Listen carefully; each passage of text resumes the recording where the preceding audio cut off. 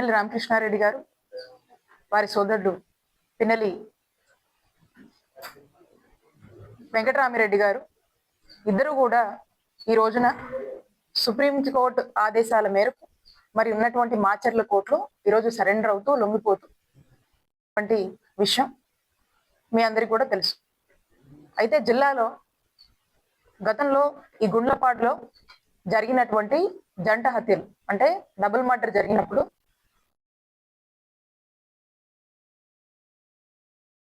ఆ స్పాట్కి వెళ్ళి అక్కడ వెరిఫై చేసి చంపిన వాళ్ళు చనిపోయిన వాళ్ళు ఇద్దరు కూడా టీడీపీ వారని చెప్పి, అలాగే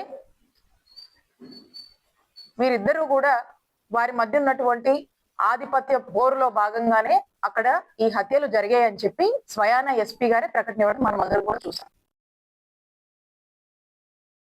కూడా వాళ్ళ గెజెట్ పేపర్ లో కూడా ఇదే విషయాన్ని ఇంకొంచెం డీటెయిల్డ్ గా రాసుకొని రావడం కూడా ఇక్కడ ఉన్నటువంటి ప్రజలందరికీ కూడా తెలుసు. అయితే జరిగినటువంటి ఈ ఘటనకు పిన్నెల్లి బ్రదర్స్ కి ఎటువంటి సంబంధం లేకపోయినా కూడా వాంటెడ్ గా టార్గెట్ చేసి పిన్నెల్లి రామకృష్ణారెడ్డి గారిని వారిద్దరిని కూడా వాళ్ళ బ్రదర్ ని కూడా ఇందులో ఇన్వాల్వ్ చేసి ఈ హత్యలో వాళ్ళను కూడా చేర్చి ఈ విధంగా మరి కూటమి ప్రభుత్వం వచ్చాక వాళ్ళని ఇబ్బంది పెట్టాలని నిశ్చయించుకొని మరి అడుగులు మరి దీని గురించి సుప్రీంకోర్టులో ఈ ముందస్తుగా ఈ కేసుకి సంబంధించి వీళ్ళిద్దరికి బెయిల్ ఇవ్వడం జరిగింది. అక్కడ కూడా సుప్రీంకోర్టు ఏమని కామెంట్ చేసింది, అందరూ టీడీపీ వారే అని చెప్పి సుప్రీంకోర్టు కూడా కామెంట్ చేసింది. అంటే ఈ చంపిన వాళ్ళు కావచ్చు, అక్యూజ్డ్ ఉన్నటువంటి వాళ్ళు కావచ్చు, సాక్షులు కావచ్చు, అందరూ టీడీపీ వాళ్ళే ఎక్సెప్ట్ పిన్నెల్లి బ్రదర్స్. ఆ తర్వాత వీళ్ళకి ముందస్తు బెయిల్ ఇచ్చినా కూడా మళ్ళా వీళ్ళు దానికి సంబంధించి బెయిల్ వేసుకుంటుంటే ఇప్పుడు వీళ్ళే ఈ బెయిల్ రాకుండా రకరకాలుగా సృష్టించి అడ్డం పడి ఈ రోజున వాళ్ళని అరెస్ట్ చేసేదాకా కూడా తీసుకొచ్చింది. సుప్రీంకోర్టు ఇచ్చినటువంటి డైరెక్షన్ మీద వాళ్ళు ప్లాన్డ్ గా ఈ రోజున మేము సరెండర్ అవుతున్నామని చెప్పి పద్ధతిగా యాజ్ పర్ ద రూల్స్ వాళ్ళు వెళ్ళి ఈరోజు సరెండర్ అవ్వడం జరుగుతూ ఉంది. మరి మన జిల్లాలో మాత్రము సుప్రీంకోర్టు అంటే మేమంతా వైఎస్ఆర్ కాంగ్రెస్ పార్టీలో మేమంతా కలిసి పనిచేసాము. పిన్నెల్లి రామకృష్ణారెడ్డి గారు ఒక సీనియర్ నాయకులు, మా పల్నాడు జిల్లా పార్టీ ప్రెసిడెంట్, చీఫ్ విప్ గా పనిచేస్తున్నారు. మేమంతా కూడా అసెంబ్లీలో కలిసి పనిచేసాం. మేమంతా కూడా జిల్లాలో అందరం కూడా కలిసిమెలిసి మా పార్టీకి సంబంధించినటువంటి కార్యక్రమాలు కానీ ఏదైనా కూడా అందరం కలిసిమెలిసి ఉంటాము. మరి మా ఉమ్మడి జిల్లాకు సంబంధించినటువంటి వైఎస్ఆర్ కాంగ్రెస్ పార్టీ నాయకులు వచ్చి సంఘీభావం తెలుపుదామని అక్కడికి వెళ్దామని అనుకుంటే ఎందుకు ఇంత రెడ్ అలర్ట్ జిల్లాలో ఈ పోలీసులు ఇచ్చారని మేము అడుగుతా ఉన్నాము. ఏదో ఎమర్జెన్సీ వచ్చినట్టు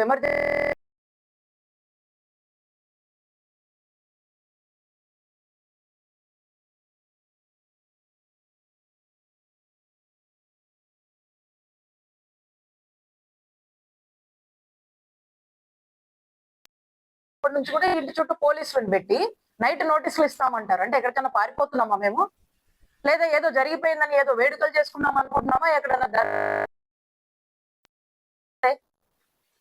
ఇలాంటివేం మేము ఆర్గనైజ్ చేయలేదే.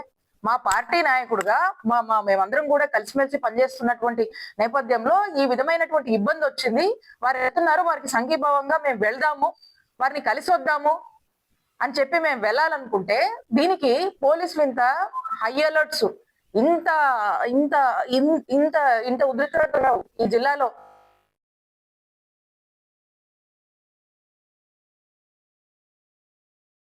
ఏ ప్రోగ్రామ్ కి కాల్ఫర్ చేసినా ప్రజల పక్షాన వైఎస్ఆర్ కాంగ్రెస్ పార్టీ ఏ ప్రోగ్రామ్ కి కాల్ఫర్ చేసి పిలుపునిచ్చిన పల్నాడు జిల్లాలో మాత్రం ఒక సపరేట్ రాజ్యాంగాన్ని నడుపుతారు.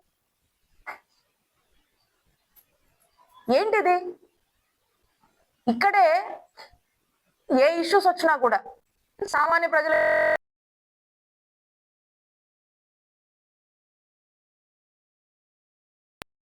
స్పష్టత ఇవ్వట్లేదు. ఇప్పటికి కూడా ఏదో ఎంక్వైరీలు అంటున్నారు, వాళ్ళు ఏదో చేస్తా ఉన్నారు. మరి అలాంటి వాళ్ళ మీద ఎందుకు శిక్షించరు? అలాంటి వాళ్ళ మీద కఠిన చర్యలు ఎందుకు తీసుకోరు? వాంటెడ్ గా ఏదైతే వీళ్ళు ఎంచుకున్నారో చంద్రబాబు నాయుడు గారు అధికారంలోకి వచ్చాక ఈ రెడ్ బుక్ రాజ్యాంగాన్ని అమలు చేయాలి. అది పల్నాడులో మరింతగా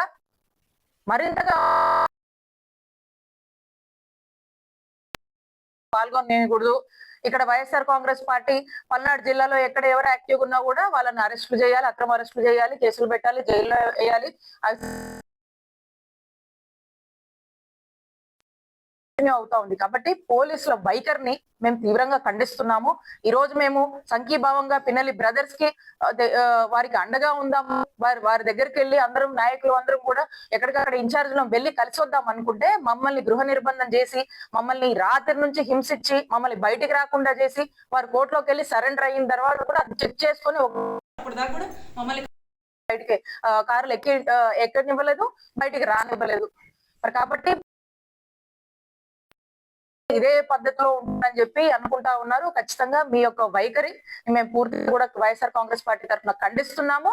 రోజులన్నీ ఒకేలా ఉండవు, ప్రజలు అన్ని